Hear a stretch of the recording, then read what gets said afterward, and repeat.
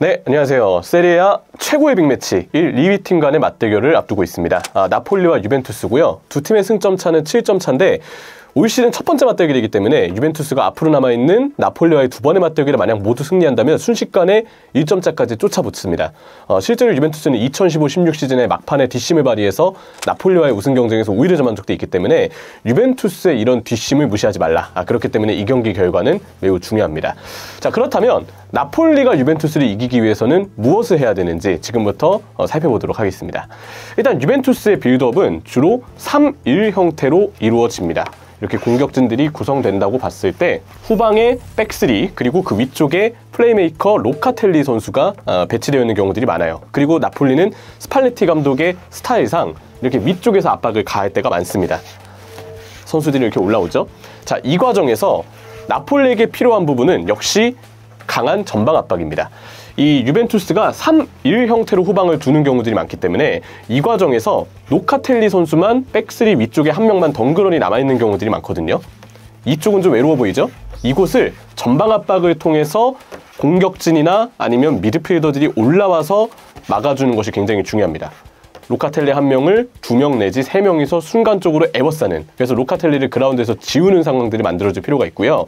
그리고 측면에 서는 선수들은 최대한 유벤투스에 벌려서 있는 좌우 윙백을 1대1로 쫓아붙을 필요가 있겠죠.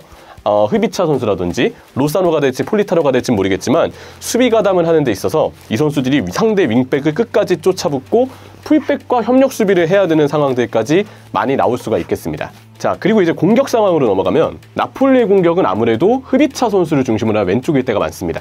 후이가 나오건 올리베라가 나오건 왼쪽 풀백 오버래핑을 많이 하고요.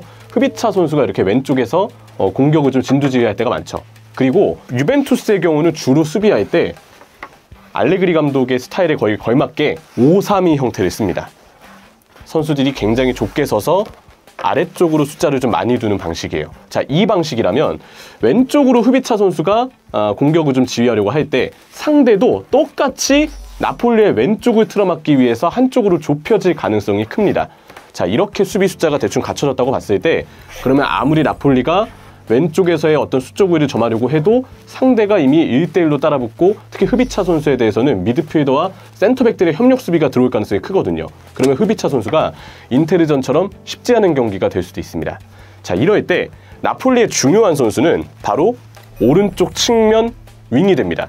오시멘도 이렇게 좁게 선 5백에서는 아무래도 상대 수비의 견제를 받을 수밖에 없는데 넓게 서 있는 오른쪽 윙은 유벤투스가 흐비차를 따라 한쪽으로 쏠릴 거기 때문에 반대편에는 공간이 날 수 있거든요. 그럼 여기서 전환 패스를 받거나 공간을 활용할 수 있는 이 오른쪽 윙에 있는 선수가 역할을 해주는 것이 상당히 중요합니다. 로사노가 될지 폴리타노가 될지 사실 둘 다 그렇게 폼이 좋진 않지만 오른쪽 윙의 활약이 과연 이번 유벤투스전에 나타날 것인지를 많은 분들이 주목해 주시면 좋겠습니다.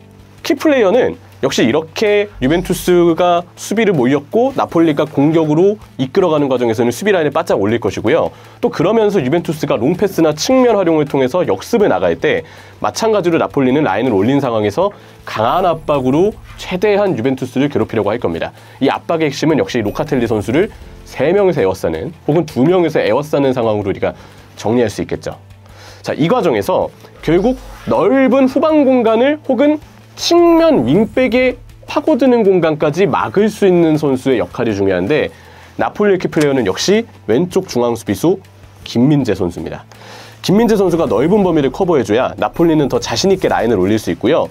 혹시 측면에서 상대 윙백이나 공격수의 가담을 밀리크 같은 선수들의 어떤 침투가 허용이 되더라도 측면도 중앙도 모두 커버할 수 있는 넓게 커버가 가능한 수비수의 존재가 나폴리 수비를 안정적으로 이끌 수 있을 겁니다. 자, 이를 위해서 김민재 선수의 출전은 매우 필요하고요. 다행히 직전 경기 때 경미한 통증을 그냥 호소하고 빠르게 경기장을 빠져나갔던 김민재 선수는 이 경기를 위해서 지금 준비를 하고 있을 거니까 무리 없이 선발 출전을 해주셨으면 좋겠습니다. 자, 이어서 유벤투스는 어떻게 하면 나폴리를 이길 수 있을 것인가, 그 부분에 대해서 간략하게 소개해드리겠습니다. 일단 유벤투스의 첫 번째, 수비를 좀 주목해 봐야 되는데요. 최근에 유벤투스는 압박을 할 때는 빠르게 1대1로 압박을 하다가도 압박이 풀렸을 때 미드필더와 수비진이 내려오는 속도가 굉장히 빠릅니다. 그래서 아까 처음에 보았던 5-3-1-1 혹은 3-5-1-1 같은 시스템에서 수비할 때는 투톱 정도만 위쪽에 남아있고 나머지 3명의 미드필더가 좁게 5백과 간격을 형성하는 5-3-2 형태로 수비가 좀 내려서게 되는데요. 이 과정에서 유벤투스는 한쪽으로 선수들이 좁게 서는 방식을 통해서 최대한 박스로의 진입 혹은 상대가 자신하는 측면 공격을 봉쇄하는 방식으로 협력 수비를 펼치는 편입니다. 그래서 이번에도 유벤투스 수비의 핵심은 좁은 간격, 압박을 할 땐 하겠지만 제가 볼 때 대부분의 시간은 5-3-2 형태로 물러서 있을 가능성이 크거든요. 그럼 그 과정에서 이 물러서 있는 5-3-2가 최대한 나폴리의 왼쪽을 틀어막고 박스 쪽에도 최대한 이 중앙 수비수들이 상대 공격수 오시멘과 같은 선수들을 막아내는 모습을 보여줘야 한다. 이 과정에서 수비가 역시 좁게 서는 것이 핵심이다. 그리고 기왕이면 나폴리의 왼쪽을 틀어막아라라고 저는 조언을 좀 하고 싶습니다. 자, 그리고 이어서 이제 유벤투스의 공격을 이제 살펴봐야 되는데요. 자, 이렇게 유벤투스의 공격 상황이 있다고 가정을 했을 때 나폴리의 중앙 미드필더들은 역시 강하게 상대 유벤투스의 후방 빌드업을 방해하기 위한 전방 압박을 가세할 겁니다. 이때 로카텔리 선수는 지워질 가능성이 크고 이 선수들에게도 오시멘이 끊임없이 쫓아붙으면서 센터백들의 패스가 쉽게 뿌려지지 않게끔 유도를 하겠죠. 게다가 유벤투스가 보누치 선수 부상, 브레메르 선수도 지금 부상이 좀 의심되는 상황이기 때문에 백스리의 수비력이나 구성이 자칫 애매해질 수 있다는 점은 염려할 필요가 있습니다.